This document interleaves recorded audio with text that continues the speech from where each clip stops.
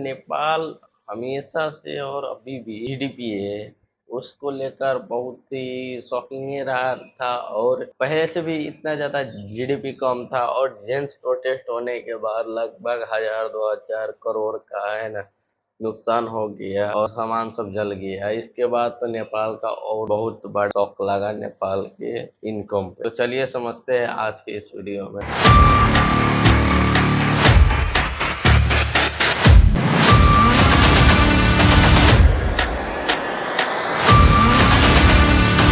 नमस्कार दोस्तों, ये हाल ही का रिपोर्ट है। 2025 सुप्रीम कोर्ट का ऑर्डर है।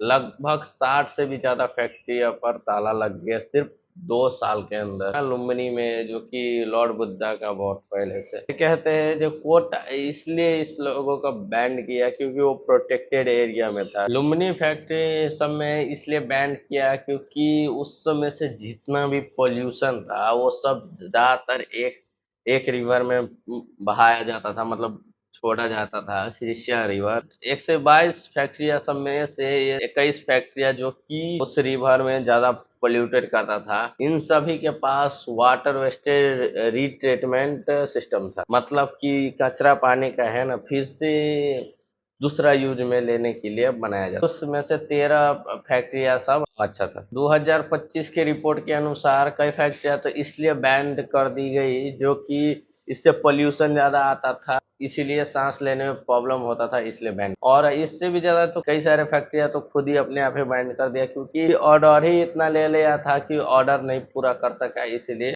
तो आइए समझते हैं जो क्यों एक्चुअली में ये फैक्ट्रियां सब क्यों बैंड किया गया, क्या था ऐसा रीजन जो ये फैक्ट्री सब बैंड हुआ। इसमें से तो पहला एग्जांपल ये है कि इस फैक्ट्री सबसे बहुत हाई लेवल में एयर पोल्यूशन होता था, और दूसरा ये सब हिस्टोरिकल साइट्स में खराबी देती थी ताकि हमारा हिस्टोरिकल साइट सब में ना कुछ खराबी आए, इस कारण से भी बैंड किया गया।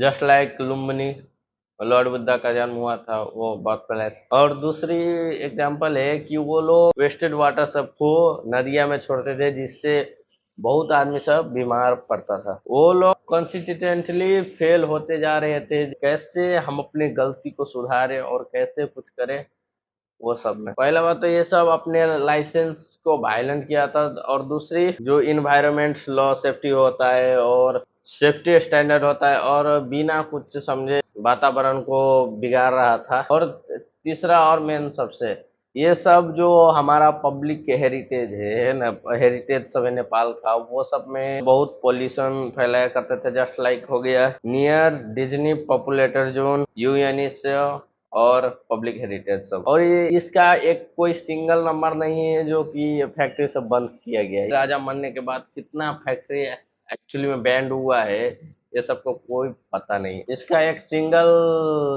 नंबर है जो मैं आप लोगों को सुनाऊंगा, राजा मरने से अभी तक का नहीं, बल्कि ये 1 साल का ये नंबर है। 2023 से, मतलब पिछले साल का डेटा है। 2023 से 2024 तक लगभग 9519 जो कि इंटरप्राइजेस सब था, मतलब दुकान है, सबका लाइसेंस हो गया। थोड़ा बड़ा दुकान, थोड़ा छोटा दुकान, थोड़ा कपड़ा का दुकान, ये सबका लाइसेंस हो गया जो कि हमारा देश भर में चलता था, है ना, उसको बैन करा गया। और पॉल्यूशन के वजह से है ना हमारा इन्वायरमेंट बिगड़ रहा था, तो कई सारे लीगली तौर पे कई सारे फैक्ट्रिया सबको है ना बताया भी गया था, हानिकारक गैस सब निकलता है, हानिकारक पानी सब निकलता है, जिसे संभालो।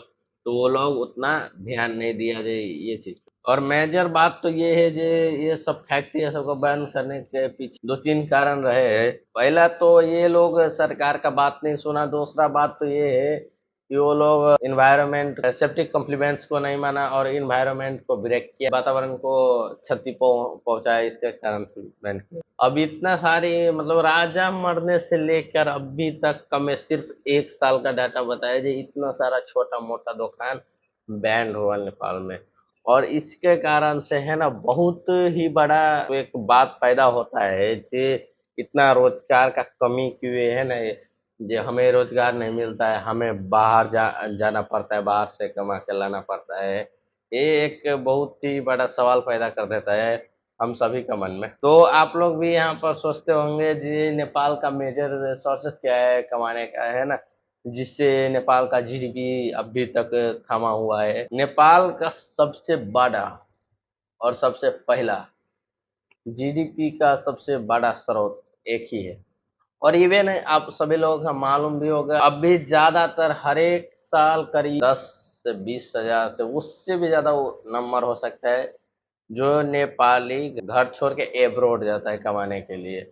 और उसी से नेपाल का 25% जीडीपी चलता है। यू नो दैट टैक्स के पैसे तो ऋण सब तिरने के लिए, डोमेस्टिक पर्पज के लिए, इस सब के लिए भेजता है बैंक से, तो वो टैक्स ऑब्वियसली आ जाता है। तीन चार है सर्विस सेक्टर्स और ट्रेड, ट्रांसपोर्ट, कम्युनिकेशन और टूरिज्म एक्सेट्रा। और ये जितना भी सारे है सबसे उससे 60 से 62% जीडीपी सम। और स्पेसिफिकली एग्रीकल्चर सेक्टर इसमें ज्यादातर है ना, मतलब इसने भी नेपाल को, जीडीपी को बहुत संभाला है। इवन रूरल एरियाज में ये ज्यादा किया जाता है। तो इससे नेपाल का जीडीपी का लगभग 15% इसी से संभाला गया है। क्योंकि खेती पाती, जो मैं भी एक किसान का बेटा हूँ, इवन मैं भी समझता हूँ जी कितना खेती पाती कितना जरूरी है, इवन जीवन बसाई के लिए, और जीडीपी भी तो इसी से। और ये कुछ फैक्ट्रिया का नाम है जो कि मेजर फैक्ट्री इंडस्ट्रीज सब नेपाल में है, जिससे हम लोगों का बास बसाई चलता है। मैं उसका नाम नहीं लेता हूँ, उसका तरीका सब बताता हूँ। कल्चर बेस्ड इंडस्ट्रीज मतलब ये खाने पीने का सामान सब जो बनाता है वो industry. Textiles and garment industry readymade सामान बनाने के लिए, और टेक्सटाइल क्लॉथ सब होता है ना, फैब्रिक, वही सब सेंड करने के लिए। तीसरा हो गया टूरिज्म इंडस्ट्री, बड़ा है हिस्सा है नेपाल का। हाइड्रो पावर इंडस्ट्री मतलब बिजलियां बनाते हैं वो industry. Mining and mineral industries, जो माइनिंग और मिनरल करता है वो industry. Cement and construction industries मतलब सीमेंट जो बनाता है वो फैक्ट्री, और कंस्ट्रक्शन सब करवाता है उसका, जस्ट लाइक सिविल इंजीनियर सब नहीं होता। IT and communication industry, handcraft industry. Nepal GDP का हिस्सा ये भी रहा है, क्योंकि हाथ से बनाकर आकृतियां सब बेचा जाता है। आप अमेजन पे जाके सर्च करोगे, एक टाइप का होता है, आप लोग बुझोगे कि नहीं बुझोगे, जो पोरा से बना के चटाई पहले सुता करते थे, अभी तो दूसरा जमाना आ गया फोम सबका, पहले पोरा से जो चटाई बनता था है ना, वो आप अमेजन पर देखोगे तो लगभग उसका कितना हजार होगा ठेकान नहीं, क्योंकि वो एंटिक चीज है जो अभी आदमी जो इस्तेमाल भी करता होगा कि नहीं करता होगा मालूम नहीं। फार्मास्यूटिकल्स इंडस्ट्री, दवाइयाँ सब बनाता है जो इंडस्ट्री। चौथा contribution to the in economy, मतलब इकोनॉमी के लिए कंट्रीब्यूशन करता है वो कंपनियां सब।